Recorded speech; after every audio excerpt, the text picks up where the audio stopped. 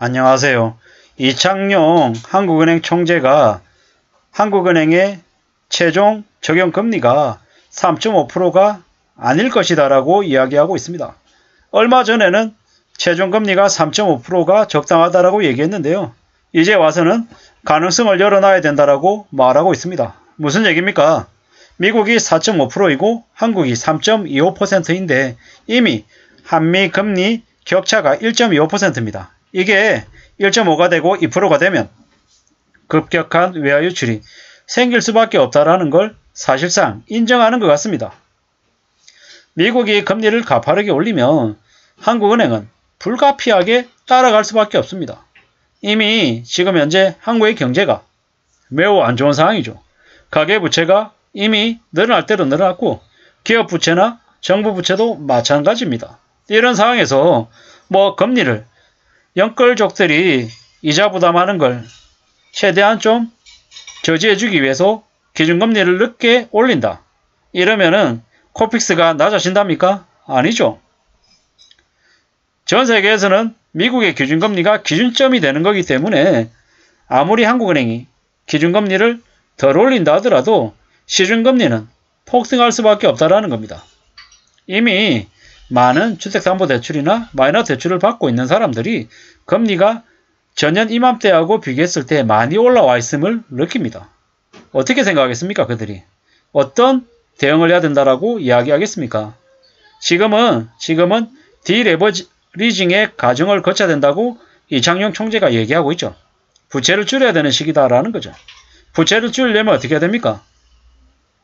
소비를 극단적으로 줄여야 되고 돈을 남겨서 빚을 하루빨리 갚아야 된다라는 거죠.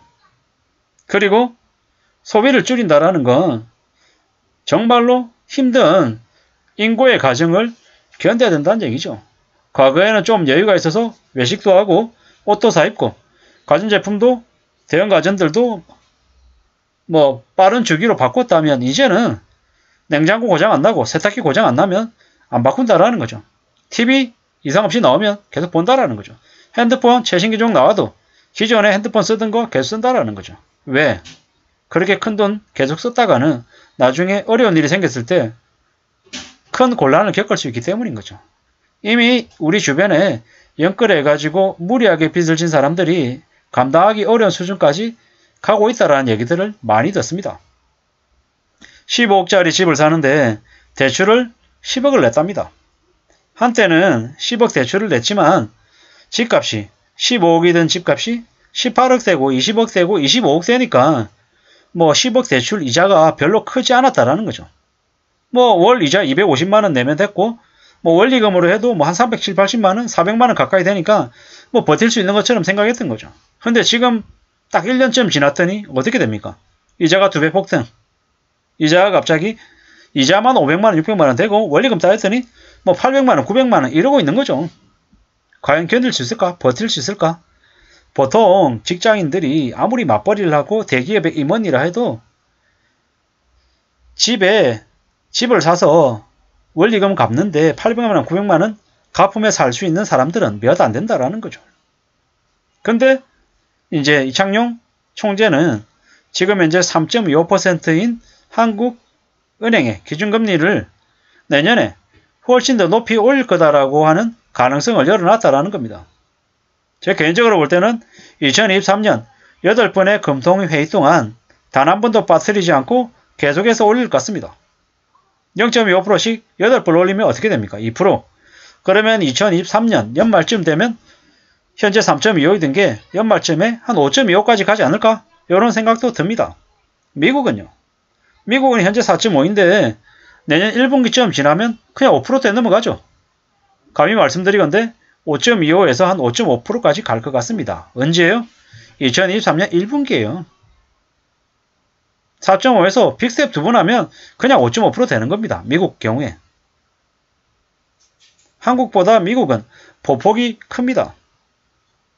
미국이 0.5%씩 올리는데 한국은 0.25%씩 올리면 한 번도 빠뜨리지 않고 계속 올릴 수밖에 없다는 겁니다. 안 그러면 0.5%씩 한국도 올려야죠.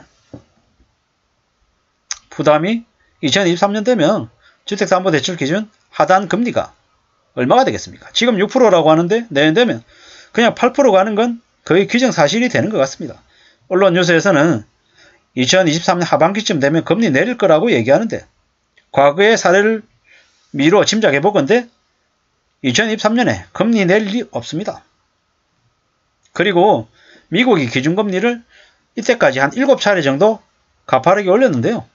올리고 난 이후에 미국이 기준금리 인상을 멈추고 난 이후에 한 2년가량 경기 침체가 왔습니다. 미국이 경기 침체를 겪고 나면 그 다음에 한국 같은 다른 나라들이 또 침체를 겪었고요. 그렇게 따지면 어떻습니까? 제가 감히 생각해 보건대, 추정해 보건대, 예측해 보는 겁니다. 2023년에 미국이 기준금리 올리고 2024년, 2025년에 금리 인상을 멈추고 쭉 계속 이렇게 유지된 상태로 간다. 유지된 상태로 가면서 경기 침체 된다. 그리고 2026년, 27년 한국이 경기 침체를 급격하게 충격을 받아서 많이 내려간다. 이렇게 이제 예상을 하는 거죠. 그래서 저는 부동산을 살 시기는 23년도 아니고요. 4년도 아니고 5년도 아니고 6년이나 7년쯤이 바람직하지 않을까라고 저는 생각합니다. 그러면 3, 4, 5, 6, 7이잖아요. 대략 한 4, 5년 뒤쯤이 적합하지 않을까라고 생각을 한다라는 겁니다. 너무 기나요? 뭐 어떤 사람들은 그렇게 길게 안 갈 것이다. 좀 더 빨리 내려갈 것이고 빨리 반등할 거다라고 얘기합니다. 그런데 감히 말씀드리건데 V자 반등은 없다. L자 침체가 있을 거다. 이렇게 생각을 합니다. 제 개인적인 생각입니다. 뭐 다만 이제 미국의 기준금리 인상 이후 경기 침체가 계속 있어 왔다. 평균 18개월에서 한 20개월 가량 있었다. 뭐 이런 것들을 미루어서 제가 제 식으로 추정을 해본 겁니다. 가계부채가 중장기 최대 위험 요인이라고 합니다. 가계부채만 위험 요인입니까? 아니죠. 가계부채도 위험이고 기업부채도 위험이고 정부부채도 위험입니다. 그 세 가지 중에서 제일 우려스러운 게 가계부채, 두 번째 기업부채다라는 거죠. 지금 현재 건설사의 PF 대출이 내관처럼 터진다 어쩐다 말이 되게 많은데요. 이건 불가피한 게 아니라 이미 예측됐던 것이다라는 거죠. 건설사들의 자기 자본 비율이 4%밖에 안 된다. 이미 빼돌릴 대로 다 빼돌리고 난 이후에 껍데기만 남은 것들을 부도 처리한다라는 거죠. 그리고 정부 또한 부채가 너무 많다라는 거죠. 너무 방만하게 운영해왔던 게 사실입니다. 코로나 팬데믹도 있고 여러 가지 이유가 있었겠지만 아무리 그렇다 하더라도 지난 정부 때 410조인가요? 415조인가요? 부채가 늘어난 게요. 그건 너무 과하다라는 거죠. 그렇기 때문에 앞으로 우리한테 미칠 경제 충격은 꽤나 클 것이다. 쉽지 않을 거다라고 생각하고 정말 정신 바짝 차리고 살아야 될 것 같다라는 말씀을 드리면서 마실까 합니다. 감사합니다.